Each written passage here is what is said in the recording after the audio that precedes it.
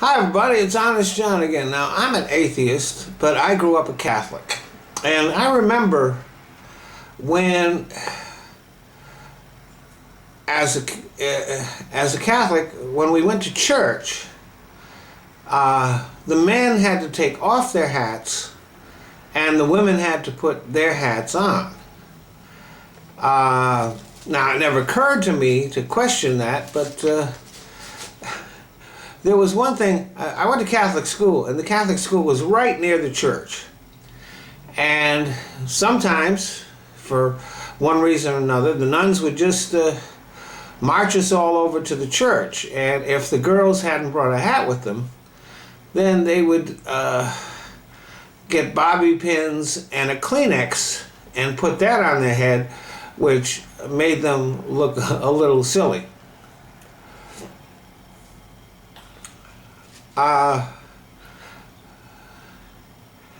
And now that I'm grown up and no longer a Catholic, I look back at that and think, boy, that's pretty obvious. Now the women, they didn't mind because they just used going to church as an example to parade their new hats and their best hats, and especially Christmas and Easter.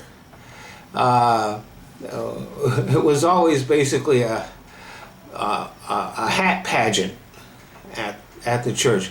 But when you think about it, what is there about a man's head or a woman's head that this so-called God has a different attitude about it? Why does it offend him to have a woman's hat uncovered or a man's head covered? But that's just a small example of some of God's arbitrary fashion requirements. If you're a Muslim, for example, the man is supposed to grow beards. Now, I have a beard, but not because God wants me to, but because I want me to. And if somebody told me that I had to have a beard, I'd shave the motherfucker off. And of course, Muslims are required to, Muslim women are required, at least in most of the Muslim sects, to cover at least a part of their head, and in some cases, everything but the eyes gets covered up. And just seems that kind of odd that Allah would take such an interest in these minor things. But Islam is not the only religion that has certain requirements like that. If you're a Hasidic Jew, for example, you're expected to dress like you're living in Europe in the 1800s, and you have to let your hair grow, and a lot of times it looks pretty silly. And if you're Amish, for example, you're required to dress as though the styles haven't changed since Abraham Lincoln was in office. Now, I'd be very interested in hearing if there are other requirements that religions that I don't know about impose on their adherents. And I will leave it to members of those faiths to defend these requirements. But there is no refuting, no matter how you defend it, there is no refuting that your God is silly and petty and has no sense of style. But when you do dress like that, you mock yourself. Everybody who sees you knows that you are an adherent of that particular religion. And what that amounts to is letting your religion define you.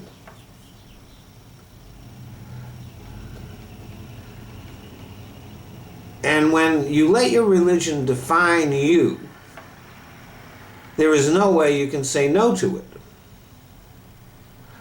So there are a lot of people that don't dress any differently because of their religion, but they let their religion define them.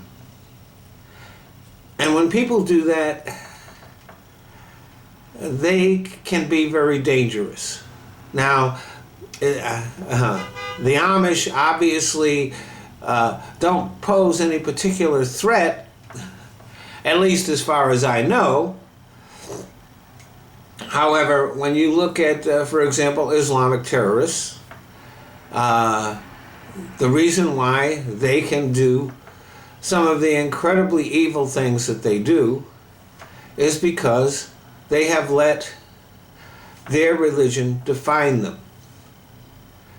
And we have the same thing over here.